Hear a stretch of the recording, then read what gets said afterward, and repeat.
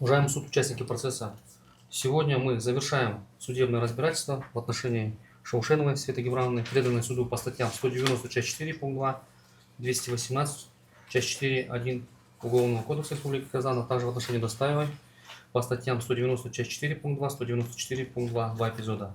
В начале судебных прений, уважаемый суд, сторона защиты хочет обратиться к требованиям Уголовно-процессуального закона и иных нормативно-правовых актов, в которых закреплена роль и обязанность суда, прокурора, а также стороны защиты в уголовном процессе. Согласно статье 23 Уголовно-процессуального кодекса, уголовное судопроизводство осуществляется на основе принципа состязательности и равноправия сторон обвинения и защиты. Уголовное преследование, защита и разрешение дела судом отделены друг от друга и осуществляются различными органами и должностными лицами. Обязанность доказывания виновности лица в совершении уголовного правонарушения и опровержения его доводов в свою защиту возлагается на органы уголовного преследования, а при производстве в суде на государственного обвинителя. Эти же требования, уважаемый суд, на гособвинителя возложены инструкцией по организации представительства интересов государства в суде и надзора за законностью вступивших в законную силу судебных актов по уголовным делам, утвержденные приказом Генерального прокурора Республики Казахстан от 12 июня 2023 года за номером 122. Приведенные требования уголовного закона предписывают в ходе главного судебного разбирательства представлять в установленном законном порядке доказательства вины подсудимых исключительно прокурором. А суд, уважаемый суд, сохраняя беспристрастность, объективность, не подменяя ни в коем случае прокурора и органа уголовного преследования, в условиях состязательности сторон должен решить вопрос о доказанности вины подсудимых. Суд должен основывать итоговое решение по делу лишь на доказательствах, представленных прокурором, уважаемый суд, и стороной защиты в главном судебном разбирательстве, и которые были исследованы в установленном законном порядке, непосредственно в суде. В свою очередь, уважаемый суд, на практике законы Республики Казахстана живут своей жизнью, так как парадигма подозрений, обвинений органа следствия, пропитавшие материал уголовного дела и отраженные в обвинительном акте, не должны переходить на суд, то есть богиню правосудия, поскольку правосудие глаза закрыты. Но, к сожалению, обвинительный акт имеет свойство, уважаемый суд, вируса, который распространяется на все иерархии судебной системы. Сначала этот вирус поражает суд первой инстанции, затем апелляционную инстанцию и так далее. Если же следовать четко требованиям закона и руководствоваться достаточностью и совокупностью представленных доказательств непосредственно прокурором суду, то сторона защиты может со всей уверенностью говорить и констатировать, что прокурор никаких доказательств вины подсудимой Шаушеновой в суде не представил.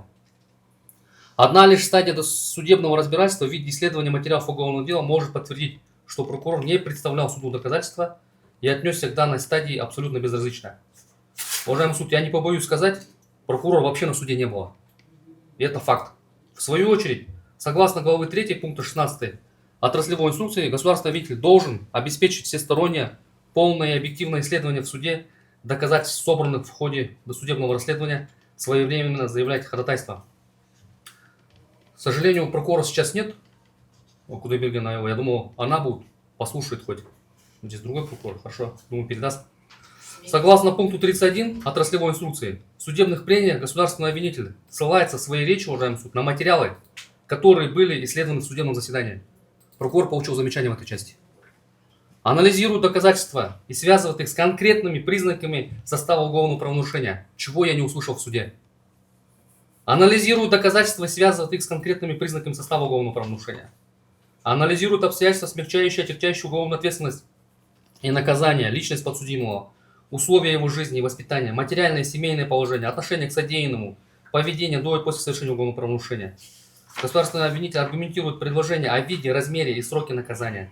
В случае предложения более строгого наказания приводит обоснование того, что менее строгий его вид не обеспечит достижение цели наказания.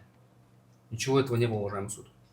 Аргументирует предложение об освобождении от уголовной ответственности и наказания об освобождении от отбывания наказания или об отсрочке отбывания наказания. Ссылается на конкретные нормы закона, подлежащие применению, нормативные постановления Верховного суда. Ни один пункт нормативного постановления Верховного суда я не услышал. Такое ощущение, как будто государственный обвинитель вообще их не знает. Выражает позицию по процессуальным издержкам, заявленным иском в интересах государства о судьбе вещественных доказательств. О судьбе вещественных доказательств я предложение прокурором остановлюсь еще позже. Там все самое интересное. Результаты же главного судебного разбирательства, выступления прокурора в судебных прениях свидетельствуют, что гособвинителям отраслевая инструкция абсолютно не соблюдалась. Но, к сожалению, уважаемый суд, надо констатировать, что и суды особо не соблюдают требования нормативного постановления Верховного суда об оценке доказательств, о некоторых вопросах по поступившему уголовному делу, о судебном приговоре и так далее. В нашем процессе не прокурор представлял доказательства, а суд пытался отыскать и увидеть, как говорится, пощупать не представленные прокурором доказательства. К сожалению, на практике роль прокурора в суде, уважаемый суд, изжита уже давно. Его присутствие в судебном процессе, к сожалению, имеет уже порой формальность. К примеру, в стадии досудебного производства роль прокурора изжита, поэтому законодатель создал следственные суды для контроля этой стадии непосредственно следственными судьями. Но, к сожалению, и у следственных судей полномочия ограничены. Как говорится, у них руки связаны, так как у следственных судов повсюду ограничения в части их предмета разбирательства. Что день не коснись, везде это оценка доказательств. Прокурор в суде нужен только для того, чтобы предложить суду срок и размер наказания. Остальное же все сделают и что нужно восполнит суд, даже устранит в нашем случае. В нашем деле так и произошло. Прокурор предложил наказание подсудимому, при этом позабыв предложить наказание подсудимой, достаивая по второму эпизоду мошенничества ссылками на нормативное постановление Верховного суда Республики Казахстан о судебном приговоре, где возможно объединение по однородным преступлениям. А ведь она предана по 2 однородным статьям, уважаемый суд. Прокурор, участвуя в прениях, даже не смог надлежащим образом предложить наказание подсудимому. И раз он не предложил, достаивая наказание по второму эпизоду, значит прокурор отказался от обвинения, уважаемый суд. Я так констатирую эту позицию. В этой связи прошу суд в судебном акте отразить данное обстоятельство дела. В свою очередь сторона защиты также уведомит соответствующую службу Генеральной прокуратуры Республики Казахстан об имеющихся упущениях и нарушениях требований отраслевой инструкции со стороны участвующего прокурора, а вернее гособвинителя. Суд, видя инертную, безразличную позицию гособвинителя, возложил стадию исследования на себя и сам начал исследовать материал уголовного дела в 2 форматах. На бумажном носителе в 87 томах и в электронном формате на 114 томах. При этом с разными описями к материалу уголовного дела. В свою очередь прокурору было все равно, почему в суде 2 уголовных дела. Почему опись не одна, а несколько. Вероятно, самими прокурорами не соблюдается правило приема о регистрации заявлений, сообщений или рапорта об уголовных правонарушениях, а также единого реестра досудебных расследований, утвержденных приказом Генерального прокурора от 19 сентября 2014 года за номер 89. В свою очередь, в данных правилах и закреплено введение досудебного расследования в электронном формате, формирование электронной описи к уголовному делу. При этом, по условиям закона, суд должен был обязать гособвинителя представить доказательства в главном судебном разбирательстве, после чего занять место арбитра и пропускать, как говорится, через себя представленные все доказательства, либо их полное отсутствие. Исследование проходило лишь оглашение описи к материалам уголовного дела, то есть суд озвучивал документы, отраженные в описи, что не считается исследованием тех или иных материалов уголовного дела. Опись поступила в суд в двойном формате, а уголовное дело в суд поступило только на бумажном носителе в 87 томах, а дело производством было окончено исключительно в электронном формате на 114 томах. При этом при направлении уголовного дела в суд в сопроводительном письме прокурора Жамбылской области заместитель прокурора Жамбылской области указывает только уголовное дело в 87 томах и при этом на бумажном носителе. Электронное дело, уважаемый суд, абсолютно не прикладывалось к данному документу сопроводительному письму. Но суд, тем не менее, принял уголовное дело к своему производству и провел главное судебное разбирательство, что, по моему мнению, является недопустимым. Указанное стало возможным, поскольку суд в предварительном слушании не стал возвращать прокурору в порядке статьи 323 Уголовно-процессуального кодекса уголовного дела для устранения нарушений. То есть суд бросил прокурору и антикоррупционной службе, как говорится, спасательный круг. Следует также отметить, что по всем заявленным сторонам защиты ходатайствам, состоящих из 2-3 листов, прокурор не давал заключения по ним, уважаемый суд. Вы сами это видели, сами слышали. Ссылками на нормативно-правовые акты. Не представлял суду свои обоснования, позволяющие оставить ходатайство стороны защиты судом без удовлетворения. Выступления, уважаемый суд гособвинителя, в нашем процессе стороне защиты напомнили американские и советские фильмы 40-летней давности, в которых прокурор, находясь в судебном процессе, соскакивает с рабочего места и в суде выкрикивает: «Отклонить, я протестую». Но такое возможно, уважаемый суд, только в кино. В нашем случае мотивированное заключение гособвинителя предусмотрено законом и отраслевой инструкцией гособвинителей.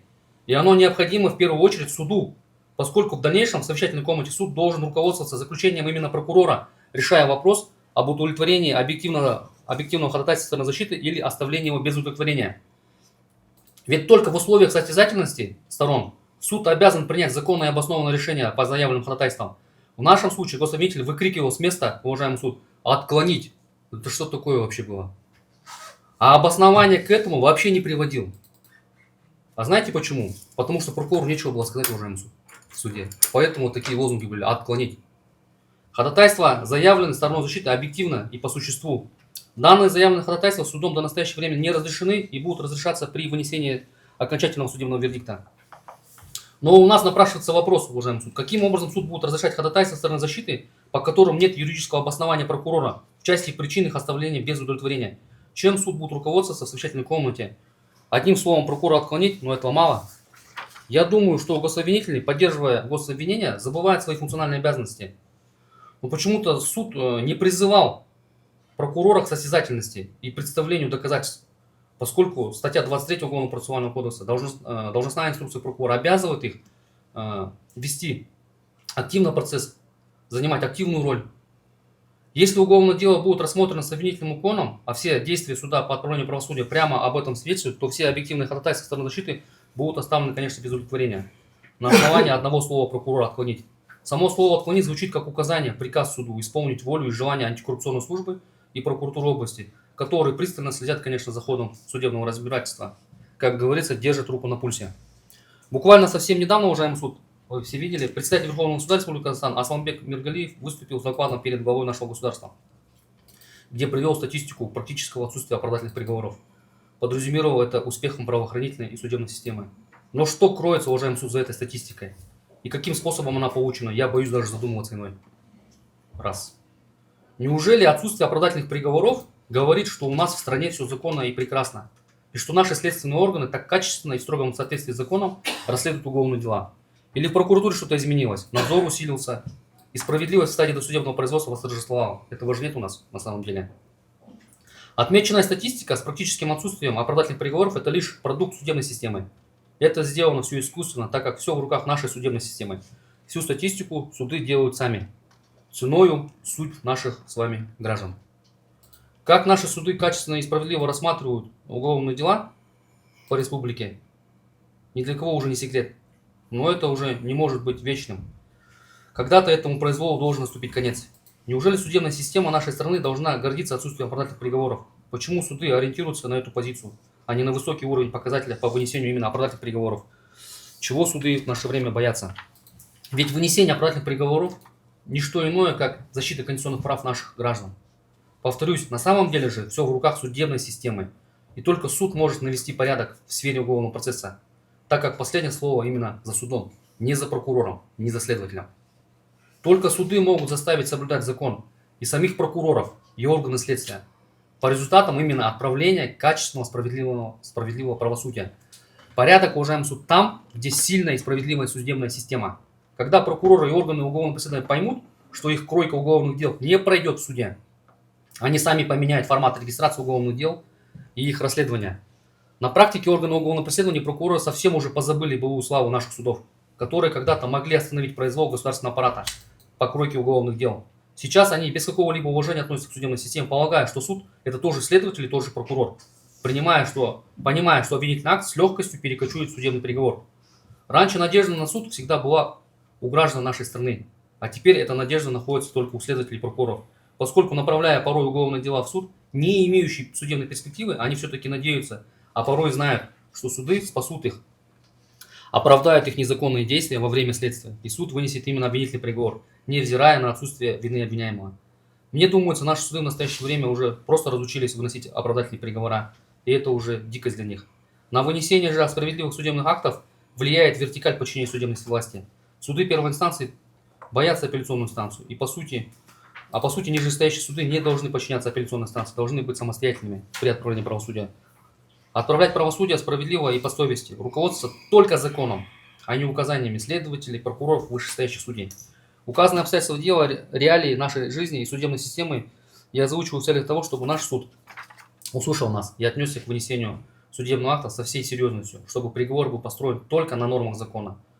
Приговор, чтобы был основан на законе, на основании представленных суду доказательств гособвинителем, которые были опровергнуты стороной защиты, как говорится, вдоль и поперек, помогая суду вынести именно оправдательный приговор, обращая внимание суда, что уголовное дело в отношении Саушеновой, согласно постановлению прокурора о предании обвиняемого суду и сопроводительного письма в суд, направлено в суд исключительно на бумажном носителе, состоящего из 87 томов.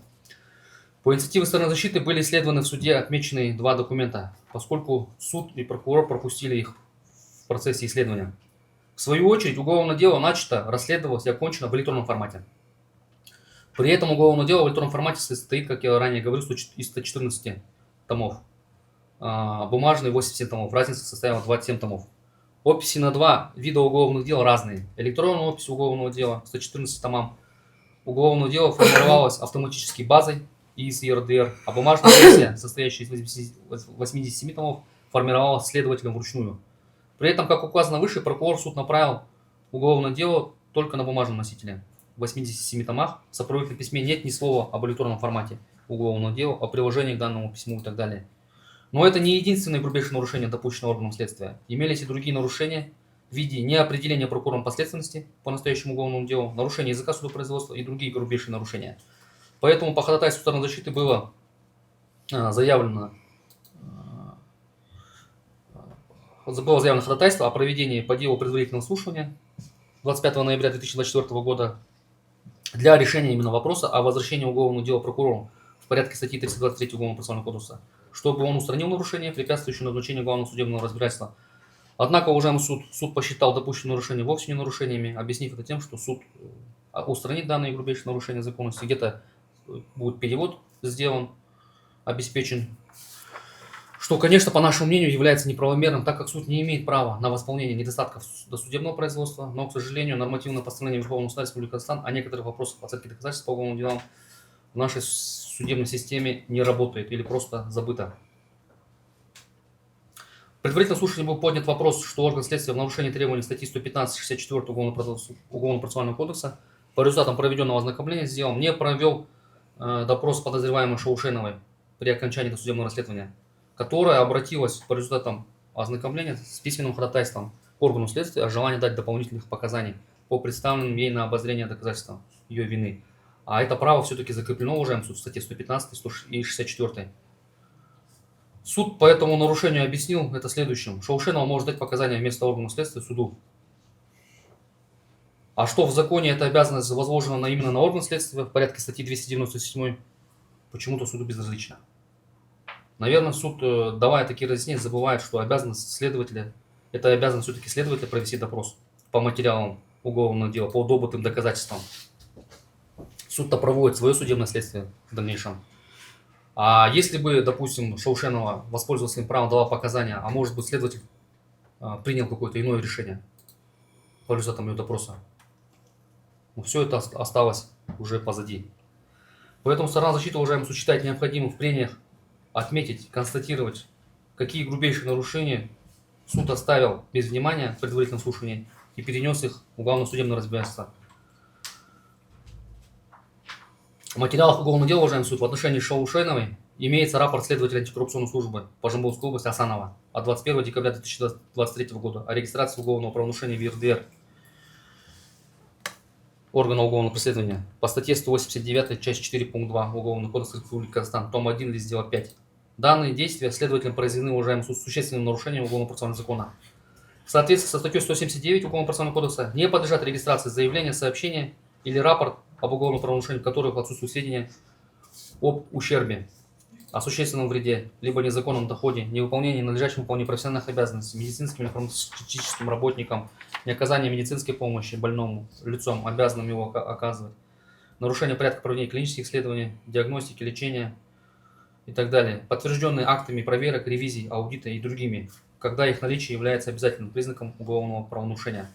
В рапорте Асанова, уважаемый суд, нарушение норм закона отсутствуют сведения об ущербе. Мы этот рапорт исследовали неоднократно, подтвержденные именно актом ревизии.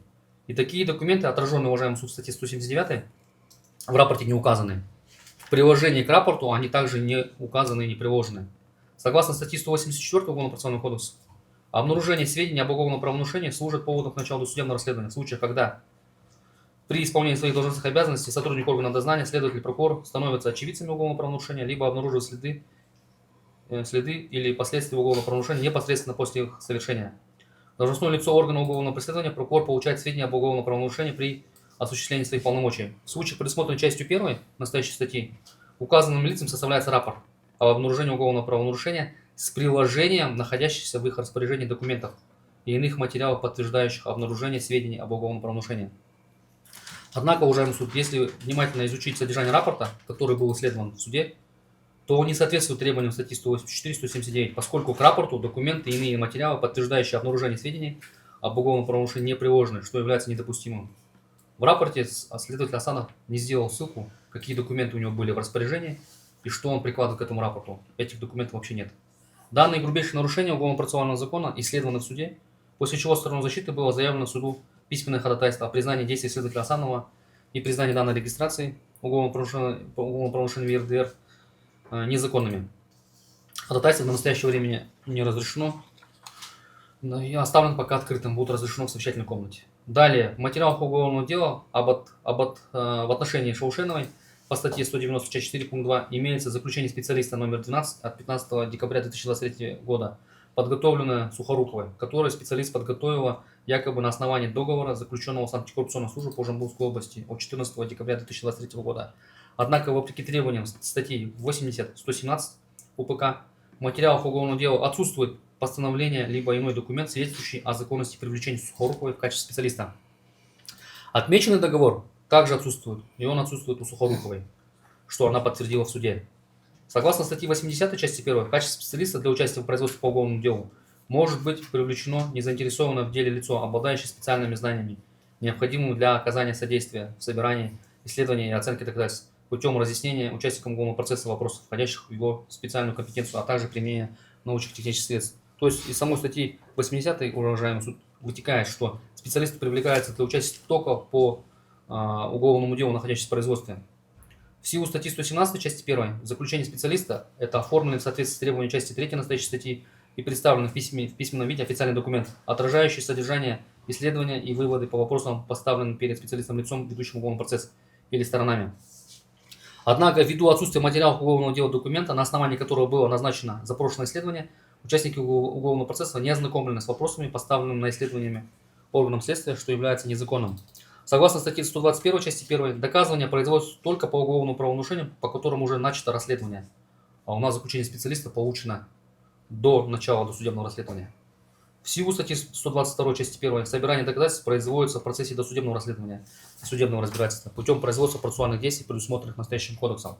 В силу пункта 18 нормативного постановления Верховного суда Республики Казахстан о некоторых вопросах оценки доказательств по уголовным делам, фактически данные, полученные до регистрации заявления сообщения об уголовном правонарушении в едином реестре досудебных расследований, не могут признаны в качестве допустимых доказательств. Вместе с тем, в нарушение требований закона органом следствия сбор доказательств по уголовному делу начат до начала досудебного расследования. В частности, заключение специалиста Сухоруковой за номер 12 от 15 декабря 2023 года получено органом следствия до начала досудебного расследования, что является недопустимым, поскольку специалист привлекается для исследования только в рамках начатого производством досудебного расследования. Согласно пункту 16 прим. 2 нормативного постановления Верховного суда о некоторых вопросах оценки доказательств по уголовным делам, участие по уголовным делам эксперта либо специалиста для дачи заключения производится на основании постановления органа, ведущего уголовный процесс, с указанием в нем данных о компетентности эксперта-специалиста на проведение соответствующих исследований по делу. Однако такое постановление о привлечении специалиста в материалах уголовного дела отсутствует. Кроме того, допрошенный специалист в суде показал, что исследование проводило по правилам производства судебных экспертиз и произвела в заключении специалиста эту ссылку, что является незаконным, так как Сухорукова привлекалась в качестве специалиста, а не эксперта. Данные грубейшие нарушения уголовно-процессуального закона исследованы в суде, после чего стороной защиты было заявлено суду письменное ходатайство о признании данного заключения специалиста незаконным и исключении его из числа доказательств, так как в силу уголовно-процессуального закона и требования нормативного постановления Верховного суда Республики Казахстан о некоторых вопросах оценки доказательств, заключение специалиста может быть получено только в рамках досудебного производства. Ходатайство в настоящее время не разрешено судом. Далее, 21 декабря 2023 года антикоррупционная служба по Жамбулской области незаконно зарегистрировано в РДР уголовное дело 2331 00 131 4070 в отношении Шаушеновой по статье 189 часть 4 пункт 2, поскольку расследование по данной категории преступления относится к компетенции службы экономических расследований. 19 января 2024 года, спустя практически один месяц, по результатам расследования неподследственного уголовного дела руководителем СОК антикоррупционной службы по Жамбулской области Асановым вынесено постановление о квалификации деяния подозреваемого Шаушеновой по статье 189 часть 4 пункт 2, которое согласовано прокурором управления прокуратуры отмеченной области Капар. Действия с Шаушеновой квалифицированы без квалифицирующего признака, а именно лицом, уполномоченным на выполнение государственных функций, либо приравненным к нему лицом, либо должностным лицом, либо лицом, занимающим ответственную государственную должность, если они сопряжены с использованием служебного положения. То есть Шаушеновой с учетом требований уголовно-процессуального закона не вменен квалифицирующий признак коррупционного преступления, поскольку Шаушенова в силу своих должностных обязанностей не является субъектом коррупционных уголовных правонарушений. Аналогичным образом по некоррупционному преступлению квалифицированы действия главного бухгалтера Достаевой, который также не является субъектом коррупционных уголовных правонарушений. В силу статьи 186, часть 1 Уголовно-процессуального кодекса, передаче по последственности подлежат зарегистрированные заявления или сообщения об уголовном правонарушении, когда производство расследования по уголовному делу относится к исключительной компетенции другого органа уголовного преследования. Заявление сообщения с имеющимися материалами уголовного дела направляется по подследственности руководителям органа уголовного преследования через прокурора. У нас это сделано не было. Правило части 1 настоящей статьи не распространяется на случаи поступления заявления сообщения об уголовных правонарушениях, по которым требуется проведение неотложных следственных действий. В таких случаях собранные материалы передаются прокурору для передачи по последственности в течение 5 суток с момента регистрации заявления сообщения. Однако в нарушении требований закона антикоррупционная служба по Жамбылской области не передала материалы уголовного дела по статье 189, часть 4, пункт 2 через надзирающего прокурора в службу экономических расследований в течение 5 суток с момента регистрации уголовного правонарушения после проведения неотложных следственных действий. Допускает, 186 статья, часть 1, что орган может возбудить непосредственную статью, начать по нему расследование, провести неотложные следственные действия в течение 5 суток. Это он должен сделать, закрепить все и передать через надзирающего прокурора в уполномоченный орган. У нас антикоррупционная служба этого не сделала. Они оставили у себя это дело и продолжили расследовать. В нарушении требований закона антикоррупционная служба не передала материалы уголовного дела через прокурора в службу экономических расследований в течение 5 суток с момента регистрации уголовного правонарушения в ЕРДР, при том, что расследование по данному преступлению относится к исключительной компетенции другого органа. Также указанные действия органов следствия не произведены, уважаемый суд, в течение 5 суток с момента квалификации 19 января еще 2024 года действий подозреваемой Шаушеновой Достаевой по некоррупционному преступлению. Напротив, антикоррупционная служба самовольно, вопреки требованиям закона, который я озвучил, неправомерно оставила данное уголовное дело в своем производстве при отсутствии постановления прокурора об изъятии и передаче данного уголовного дела в антикоррупционную службу и продолжил расследование. Статья 193 нарушена. Таким образом, сбор доказательств производился незаконным способом с 21 декабря 2023 года при отсутствии постановления прокурора об изменении последственности. 20 июля 2024 года уголовное правонарушение переквалифицировано со статьи 189, часть 4, пункт 2 на статью 190, часть 4, пункт 2, где также, уважаемый суд, аналогичным образом отсутствует квалифицирующий признак о том, что данное преступление коррупционное, а именно лицом, уполномоченным на выполнение государственной функции, либо приравненным к нему лицом, либо должностным лицом, либо лицом, занимающим ответственную государственную должность, если они сопряжены с использованием им своего служебного положения. 14 сентября 2024 года уголовное дело окончено производством, а именно антикоррупционная служба по Жамбылской области зарегистрировала, расследовала и даже окончила производством некоррупционного уголовного дела, поскольку Шаушенова не вменялся в пункт 2 части 3 статьи 190. Статья 190, часть 4, пункт 2, квалифицирующий признак в особо крупном размере, вменена только исходя из суммы причиненного ущерба. Согласно же статьи 187, часть 4, прим. 1 Уголовно-процессуального кодекса, по делам об уголовных правонарушениях, предусмотренных статьей 189, 190, частью 4, все пункты, уважаемый суд, 189, часть 4 и 190, все пункты относятся к исключительной подследственности службы экономических расследований. Таким образом, антикоррупционная служба по Жамбылской области в нарушении требований закона расследовала уголовное дело, которое по последственности относится к компетенции службы экономических расследований. По истечении 5 суток с момента регистрации уголовного правонарушения в ЕРДР, то есть после проведения неотложных следственных действий, либо после квалификации 19 января 2024 года, это значит, они должны были 24 января принять решение о передаче дела по последственности, деяния подозреваемых по некоррупционному преступлению, орган следствия обязан был обратиться с соответствующим ходатайством к надзирающему прокурору, что предусмотрено в статье 193, чтобы последний своим постановлением, как говорится, изменил последственность, а вернее вынес постановление о передаче некоррупционного уголовного дела в производство антикоррупционной службы по Жамбылской области, чего в нарушении требований уголовного процессуального закона не было сделано. Уважаемый суд, меня вообще, честно сказать, удивляет вообще позиция прокуратуры Жамбылской области. Они осуществляют, уважаемый суд, надзор в стадии регистрации уголовного правонарушения. Они видели, что регистрация пошла по части 4, что это последственность службы экономических расследований. Они должны были сами следователю подсказать, обратиться с ходатайством, чтобы они вынесли это постановление. Это везде делается по республике. Здесь расследует антикоррупционная служба дело Деровское и прокурор без разницы. В соответствии со статьей 193, части 12 Уголовно-процессуального кодекса, прокурор осуществляет надзор за законностью досудебного расследования, а также уголовного преследования, изымает дела у органа, осуществляющего досудебное расследование, и передает другому органу досудебного расследования в соответствии с установленным настоящим кодексом последственностью. В исключительных случаях, связанных с необходимостью обеспечения объективности и достаточности расследования, по письменному ходатайству органа уголовного преследования либо участник уголовного процесса передает дела от одного органа другому, либо принимает в свое производство и расследует их независимо от установленной настоящим кодексом последовательности. Таким образом, уголовное дело расследовалось 21 декабря 2023 года с существенным нарушением порядка производства процессуальных действий, с проведением процессуальных действий, уважаемый суд, лицом, не имеющим права осуществлять производство по данному уголовному делу. Ведь Прокуров, не изменив последовательность, не наделил следователя антикоррупционной службы расследовать данное уголовное дело и осуществлять сбор доказательств. А это влечет за собой признание всех следственных действий недопустимыми с участием антикоррупционной службы. Антикоррупционная служба по Жамбылской области в первые 2 месяца незаконно проведены по уголовному делу, уважаемый суд, все основные следственные действия. Это судебная экспертиза, уважаемый суд, аудиты, проведены допросы подозреваемых незаконно. Всех свидетелей они допросили в эти 2 месяца, в том числе имеющих право на защиту. Проведены осмотры, выемки, обыски. Все следственные действия произведены неуполномоченным органом следствия, должностным лицом, что является недопустимым. Уважаемый суд, я, знаете, сильно даже удивляюсь Следственному суду. Когда они выдавали санкции, штамповали налево-направо, это же их компетенция. Они должны были спросить у следователя: слушай, вот ты с ходатайством выходишь, это же дело же за тобой не определено. Последствия за твой прокурор не определил. Какую ты имеешь право выходить с ходатайством и проводить выемки, осмотры, обыски?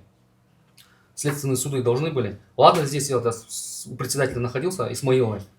Честно сказать, не воодушевила она меня профессионализмом. Вот второй судья, вот мужчина, он такой адекватный, знающий требования Уголовно-процессуального кодекса. Я не знаю, почему он не обратил на это внимание. А сторона защиты же не может об этом говорить. Нам зачем эти ошибки показывать? Мы молчали, наблюдали за этим. И вот пришли в суд теперь. Здесь показываем все эти недостатки.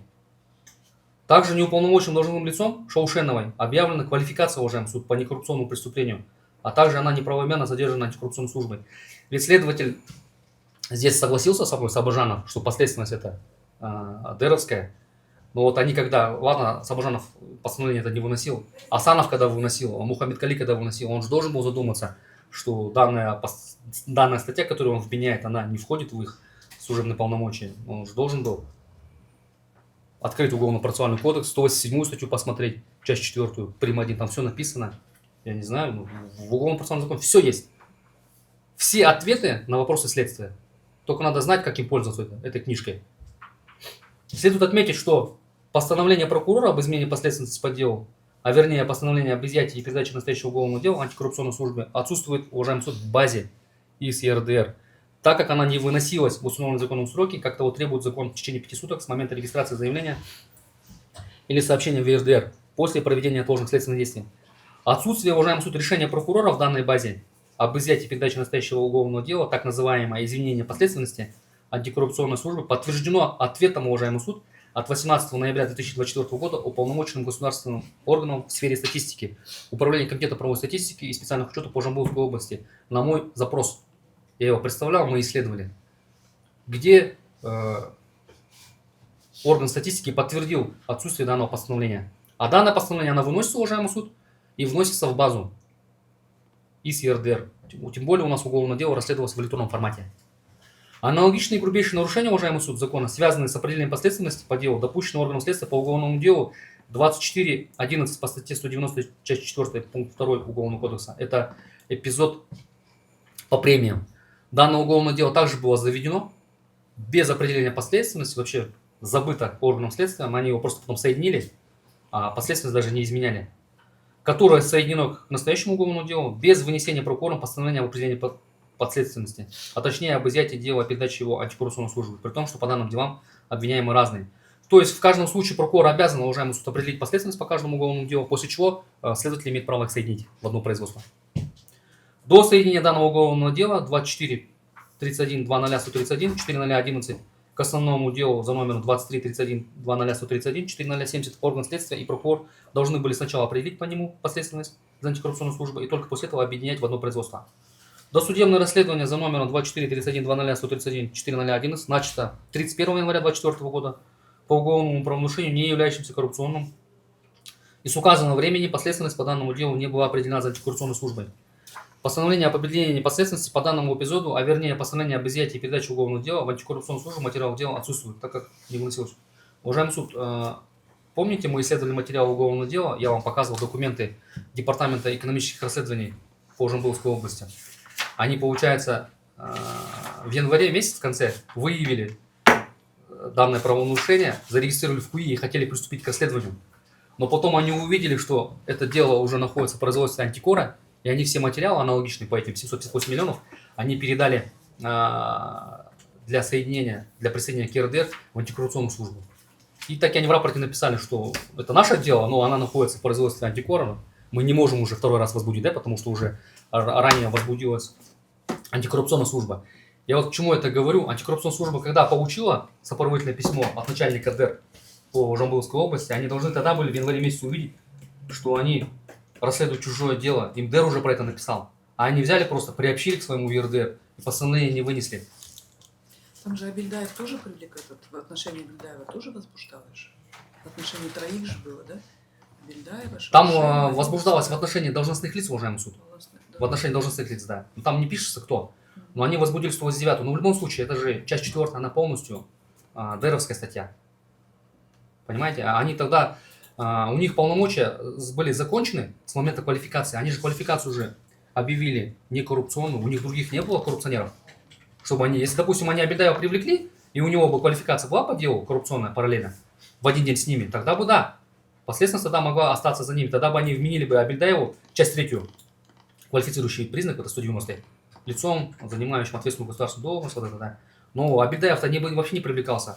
Когда они привлекали подсудимых, тогда они должны были уже определить последственность. Выйти к прокурору. Они просто, уважаемый суд, я думаю, либо они не знали требований УПК, либо просто забыли про это. 2 момента здесь может быть. По-другому никак. И третий. Более того, 8 ноября 2024 года прокуратура Жамбылской области с грубейшим нарушением уголовно-процессуального закона утвержден обвинительный акт органа следствия, уважаемый суд, составленный 5 ноября 2024 года по некоррупционному преступлению. И Шаушенова Достаева незаконно преданы суду. Прокурор, предавая обвиняемому суду, абсолютно не обратил внимания на грубейшее нарушение закона, допущенный органом следствия в части последственности. Следователь, руководитель СОК Мухаммед Калин, а также ранее руководитель СОК Асанов Сабыжанов, как указано выше, не имели правовых оснований расследовать данное уголовное дело, так как последственности оно не относится к компетенции антикоррупционной службы, не имели права осуществлять сбор доказательств, выносить постановление о квалификации деяний и так далее. Также важно отметить, что антикоррупционная служба настоящее уголовное дело окончено без направления прокурору отчета о завершении досудебного расследования. Обвинительный акт был составлен следователем, а не прокурором, что еще раз подтверждает наши доводы, что уголовное правонарушение по статье 190, часть 4, пункт 2, предъявлено Шаушеновой и Достаевой как подозрение, не является коррупционным. У нас, если она коррупционная, обвинительный акт тогда составляет прокурор. Учитывая, что она не коррупционная, обвинительный акт составил следователь. Данное грубейшее нарушение уголовно-процессуального закона исследовано в суде, после чего стороной защиты было заявлено письменное ходатайство о признании действия органа следствия незаконным. Ходатайство до настоящего времени не разрешено.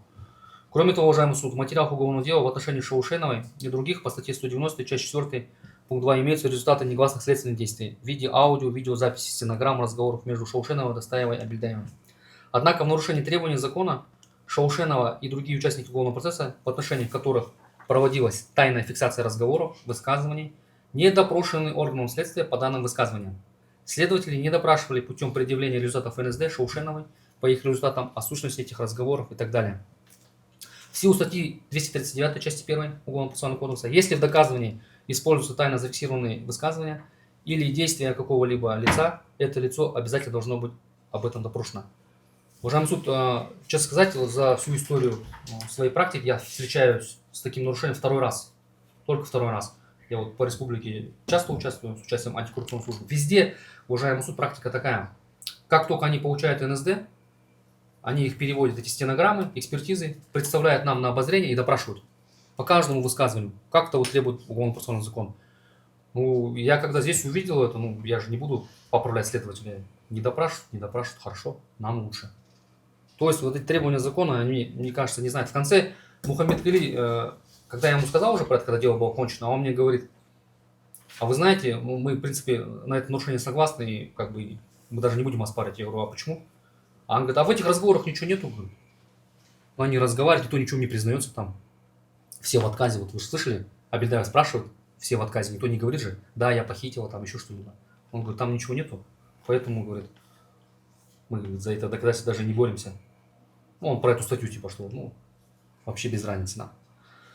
Согласно статье 112 Уголовно-процессуального кодекса, фактические данные должны быть признаны недопустимыми в качестве доказательств, если они получены с нарушением требований настоящего кодекса, который путем лишения или снесения гарантированных законом прав участников процесса или нарушением иных правил уголовного процесса при досудебном расследовании или судебном разбирательстве дела повлияли или могли повлиять на достоверность полученных фактических данных.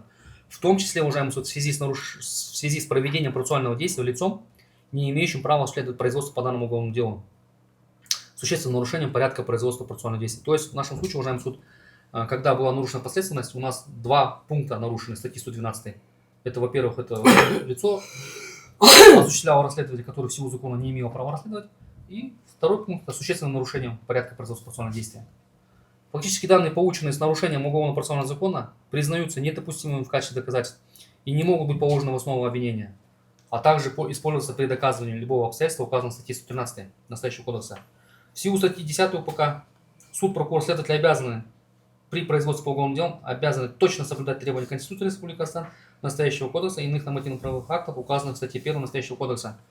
Нарушение закона судом, органами уголовного преследования, прокурором при производстве по уголовным делам недопустимо и влечет за собой установленную законом ответственность, признание недействительными незаконных актов и их отмену.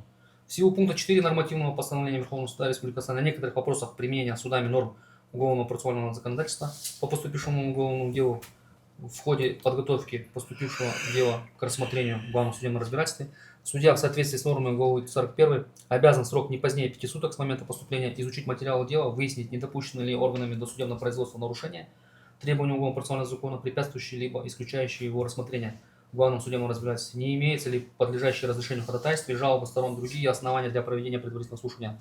Судья также устанавливает, имеется ли необходимость принятия по данным вопросам, предусмотренных законом, процессуальных решений и выполнения процессуальных действий в целях обеспечения беспрепятственного правильного разрешения уголовного дела. Согласно пункту 21 отмеченного судебного документа, уголовное дело может быть возвращено прокурору на основании статьи 323 как по ходатайству сторон, так и по собственной инициативе суда с соблюдением требований части 3 статьи 31 Уголовного процессуального кодекса. Ходатайство вправе заявить подсудимый, его защитник и законный представитель, государственный обвинитель, потерпевший, его представитель, гражданский истец и гражданский ответчик, их представители. Решение суда о направлении дела прокурора оформляется постановлением, в котором указывается основание и мотивы возврата дела прокурору, разрешается вопрос об оставлении, изменении, отмене либо продлении меры пресечения в отношении обвиняемого. Описанные грубейшие нарушения, допущенные органом следствия прокурором, не могут быть устранены судом, уважаемый суд, в ходе главного судебного разбирательства. Их должен был все-таки устранить прокурор, получив дело в порядке статьи 323 Уголовного процессуального кодекса для устранения нарушений. Однако, как мы помним, суд, сославшись на требования пунктов 22-23 о некоторых вопросах применения судами норм уголовного процессуального законодательства по поступившему уголовному делу, допустил умышленные, на наш взгляд, действия, связанные с манипуляциями с законом. А именно, судебный акт суд перенес неполную редакцию пунктов 22-23, где говорится, что если суд установил иные нарушения, да, препятствующие главному судебному разбирательству, то в этой связи уголовное дело будет возвращено прокурору. А именно вопрос последственности, язык судопроизводства мы отнесли как раз таки к этим иным нарушениям. Но суд, когда переносил данный закон, он был перенесен в усеченном виде, и при копировании закона было срезано и другие нарушения, которые не могут быть устранены судом. И если сличить закон в полной редакции и его часть постановления суда от 25 ноября 2024 года, то сразу видно, что закон перенесен не в полной редакции. Поэтому я считаю, что уважаемый суд, скорее всего, хочет сам дать правовую оценку в совещательной комнате, я так думаю, критическую этим действиям, как прокурора антикоррупционной службы, либо второй вариант, суд опять-таки бросил, как говорится, спасательный круг органов следствия и не вернул им дело, поскольку это было бы чревато для них. Поэтому я прошу разрешить заявленную сторону защиты ходатайства, уважаемый суд, именно по совести и справедливости, удовлетворив их в полном объеме. Теперь, уважаемый суд, сторона защиты хочет обратиться к тезисам прений гособвинителя и представленных прокурором доказательств. Так как, уважаемый суд, суд обязан свой вердикт основывать только на представленных гособвинителем доказательствах. В тезисах, уважаемый суд, судебных прений, которые прозвучали буквально 12 дней назад, государственный обвинитель Кудайберген Аяла, позабыв о статье 23 Уголовного процессуального кодекса и отраслевой инструкции Генпрокуратуры, которую я выше озвучил по поддержанию гособвинения в суде, кратко, без приведения обоснований обмолвилась, уважаемый суд, цитирую: Вина Шаушенова и Достаевой доказывается результатами негласных следственных действий. Ну хорошо. Ссылаясь на результаты НСД, прокурор, уважаемый суд, не раскрыла это доказательство, не привела тайно зафиксированные разговоры подсудимых с их конкретикой, в каком моменте и что они подтверждают, какие именно тайно зафиксированные переговоры служат доказательством, что именно они доказывают, что подтверждают. Она должна была, когда сослалась, должна была раскрыть их, предложить суду, показать, сопоставить, проанализировать. В свою очередь, в данных разговорах, уважаемый суд, мы их слушали, ни один из подсудимых не признают факт хищения. Никто не свидетельствует в этих разговорах друг против друга. Все отрицают вину и свою причастность. Поэтому непосредственно орган следствия результаты НСД не использовал в качестве доказательств. Вероятно, гособвинитель надлежащим образом просто не изучил результаты НСД. А ссылка на них в прениях это не что иное, как просто красивые слова, а именно, или просто сотрясание воздуха, уважаемый суд. По-другому никак я не могу это назвать. Прокурор, представляя такие абсурдные доказательства, позабыл, что суд это не прокурор. Суд не может в судебном приговоре просто перечислять названия доказательств. Суд должен четко на них остановиться, раскрыть их, сопоставить с другими доказательствами, оценить их, так как это закреплено в нормативном постановлении Верховного Суда Республики Казахстан о судебном приговоре, в котором запрещено просто называть доказательства. Поэтому суд не может в приговоре поддержать гособвинителя, так как не может додумать или домыслить пустые слова прокурора в прениях относительно того, что прокурор хотел сказать или донести до суда, сославшись просто на НСД, без раскрытия сущности данного доказательства. Какое слово из НСД суд должен отнести к доказательствам, вообще непонятно. Повторюсь, уважаемый суд, все выступление прокурора в прениях – это пустые слова, скопированные из обвинительного акта органа следствия, не подкрепленные доказательствами. А статья 113 и 23 Уголовного процессуального кодекса требуют конкретных доказательств каждому обвинению из уст государственного обвинителя. Голословно прокурор в прениях сослалась как на бесспорное доказательство, как имевший факт события, это что главный бухгалтер Достаева якобы находилась в оперативном подчинении у заместителя главного врача по экономике Шаушенова. Это высказывание, уважаемый суд, не является доказательством гособвинителя. Просто данная фантазия органа следствия из обвинительного акта перекочевала в тезисы прокурора, без ссылок на должностную инструкцию главного бухгалтера горбольницы, где бы было закреплено данное подчинение.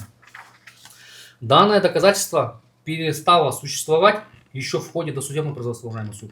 Но следователь позабыл, что эта версия была опровергнута еще в ходе следствия, и нечаянно перенес его из квалификации деяния Шаушенова Достаева в обвинительный акт.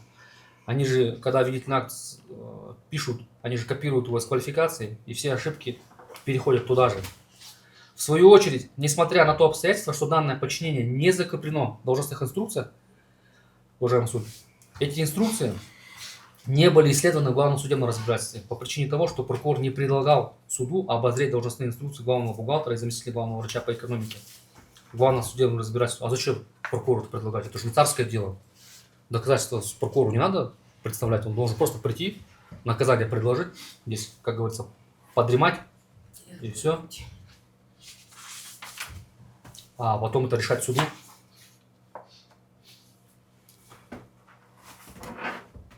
В свою очередь, несмотря на то обстоятельство, что данное подчинение не закреплено в должностных инструкциях, оно не было исследовано в главном судебном разбирательстве по причине того, что прокурор не предлагал обозреть должностные инструкции главного бухгалтера и заместителя главного врача по экономике в главном судебном разбирательстве, так как прокурор, вероятно, знал, уважаемый суд, скорее всего, что этих пунктов нет в инструкциях, поэтому прокурор потерпит фиаско по этой причине. Поэтому она и не стала предлагать их исследовать. Более того, данное суждение прокурора опровергается, уважаемый суд, показаниями свидетелей обвинения в допрошенном суде. У меня все это зафиксировано. В частности, уважаемый суд, представитель потерпевшего, юрист горбольницы, как мы все помним, Мурат Джамбыл, пару раз приходил, потом исчез, но показания с него взяли в суде. Ссылками на должностную инструкцию главного бухгалтера показал в суде, что Достаева, будучи главным бухгалтером горбольницы, напрямую подчинялась только главному врачу больницы. Далее, заместитель главного врача Сагингалиева, начальник отдела кадров горбольницы Кемилбекова Айгерим, это я у них выяснял, у всех прокурор даже это не спрашивал. Бывший главный бухгалтер горбольницы Турсалиева Салтанат, экономист Курымбекова Алтынай, заместитель главного врача Асыкбаева, свидетель Ардабеков Ербол и другие свидетели показали в суде, что главный бухгалтер горбольницы подчиняется только главному врачу. Самое интересное, это выясняла сторона защиты. Ну, конечно, на нас тоже обязанность возложена опровергать, да, доводы гособвинителя. Но прокурор почему-то ни одного свидетеля никогда в подкрепление доводов, закрепленных в обвинительном акте, никогда ничего у свидетеля не выяснял.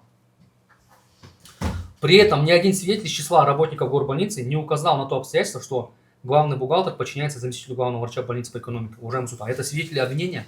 Это не наши свидетели. Правильно же? Все врачи были допрошены. Всех пригласил гособвинитель. Там ни одного нашего свидетеля нет. И все утверждали, что нет такого подчинения. Поэтому нам думается, что в тезисах гособвинителя отсутствуют доказательства этому обвинению ссылками на конкретные документы и показания свидетелей, так как прокурор слышал в суде, что того подчинения не было. Это обвинение суду было высказано прокурором просто огульно, уважаемый суд. В прениях она даже не сослалась, она просто с обвинительного акта, как состоявшийся факт, озвучила это подчинение, но доказательств в суду не привела, не сослалась ни на одно показание свидетелей, ни на одну инструкцию должностную и какой-то иной документ. Просто так высказала и все.